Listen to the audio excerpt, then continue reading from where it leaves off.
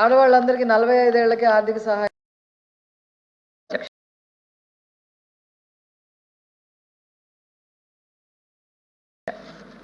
గత ప్రభుత్వంలో అక్క చెల్లెమ్మలు అని అక్క చెల్లెమ్మలు అందరికీ ఇంచుమించు మోసం జరిగింది అధ్యక్ష.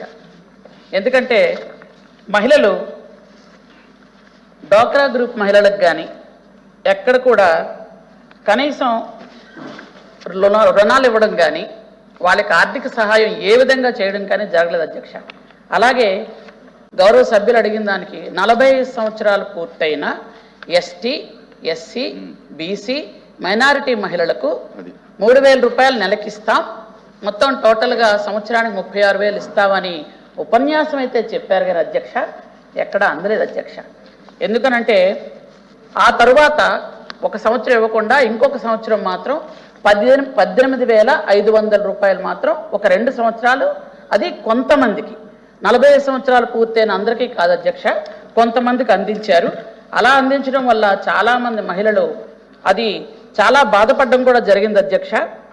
ఎందుకనంటే అక్క చెల్లెమ్మలు అని మోసం చేశారు అని 45 సంవత్సరాలు పూర్తయినటువంటి మహిళలందరూ కూడా చాలాసార్లు బాధపడితే అదే ప్లేస్లో ఉండి నేను 3-4 సార్లు ఇదే క్వశ్చన్ ఇదే సభలో నేనే అడిగాను అధ్యక్ష, ఎప్పుడు ఇస్తారు ఈ డబ్బులు అని. ఎందుకంటే సాక్షాత్తు అప్పటి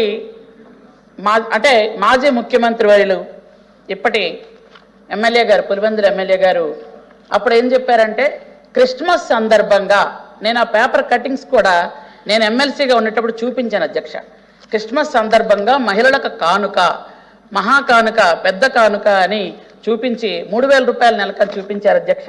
కానీ ఒక్కరోజు కూడా ఇచ్చిన పాపాను పోలేదు, మహిళలు చాలా బాధపడ్డారు. కాబట్టి మహిళల్ని గౌరవించడం చంద్రబాబు నాయుడు గారికి మొదటి నుంచి ఉన్నటువంటి అలవాటు. అలాగే ఈ ప్రభుత్వం కూడా సూపర్ 6లో ప్రతి మహిళకు 18 సంవత్సరాలు పూర్తయిన ప్రతి మహిళకు 1,500 రూపాయలు, అంటే సంవత్సరానికి 18,000 రూపాయలు ఖచ్చితంగా అందించడం జరుగుతుంది అధ్యక్ష. దీనిలో ఎవరిని కూడా తెలుగింటి ఆడపడుచుల్ని అన్యాయం చేసేది లేదు అధ్యక్ష. ఖచ్చితంగా అప్పుడైతే అక్క చెల్లెమ్మలకు అన్యాయం జరగడం వాస్తవమే, కానీ ఇప్పుడు మాత్రం ఖచ్చితంగా అన్ని రకాలైనటువంటి వివరణలతో త్వరలోనే దీన్ని మేము రూపొందించడం జరుగుతుంది అధ్యక్ష. Thank you.